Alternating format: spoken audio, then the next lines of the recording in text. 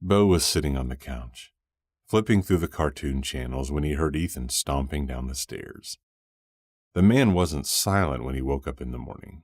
In fact, Ethan was rarely silent in anything he did. Not these days, anyway.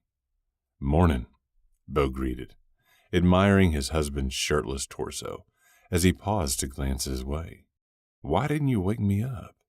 Ethan scrubbed his hand over the stubble on his cheeks as he looked between Beau and the television. "You needed to sleep." Beau continued to watch Ethan as the man debated on whether he was going to the kitchen or the living room. His abs flexed as he started for the kitchen, then paused.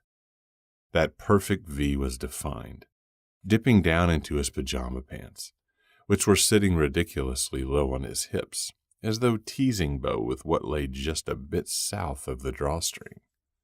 Before he could crook a finger to invite his husband to some early morning sexual fun, Ethan turned toward the kitchen, clearly giving in to his need for coffee. A minute later, Ethan returned, setting his steaming mug on the table before plopping down on the couch beside him. "What are we doing today?" "I was thinking we could go—" Before he could get the sentence out, Beau's cell phone rang. He leaned toward the kitchen table to see who it was. The name that appeared on the screen had him picking up his phone. "Who is it?" Ethan asked, clearly sensing Beau's panic. "My mother, Arlene Bennett.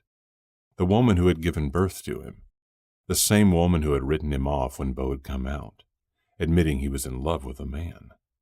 Beau stared at the phone, his brain attempting to process why she might be calling him. He hadn't heard from Arlene in 3 years, and the last time she texted him, it had been to ask him to come over so they could talk. Beau had shot a single word back, no, because he knew what she wanted to talk about. From the moment he'd come out, his parents tried to convince him that he was not gay. He was simply confused. But they assured him that all was right because they knew of a place that could help him get better.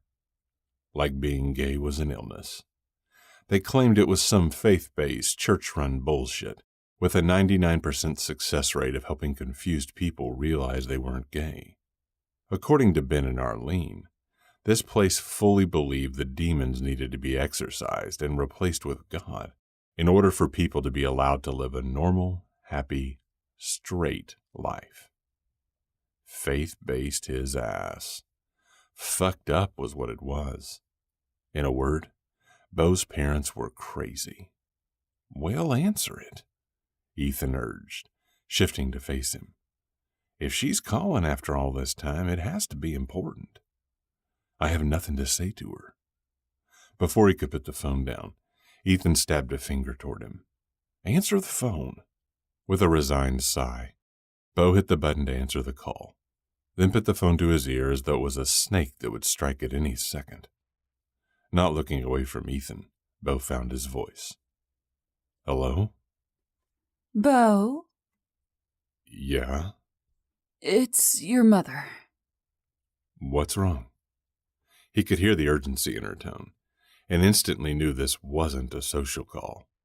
Then again, why would it be?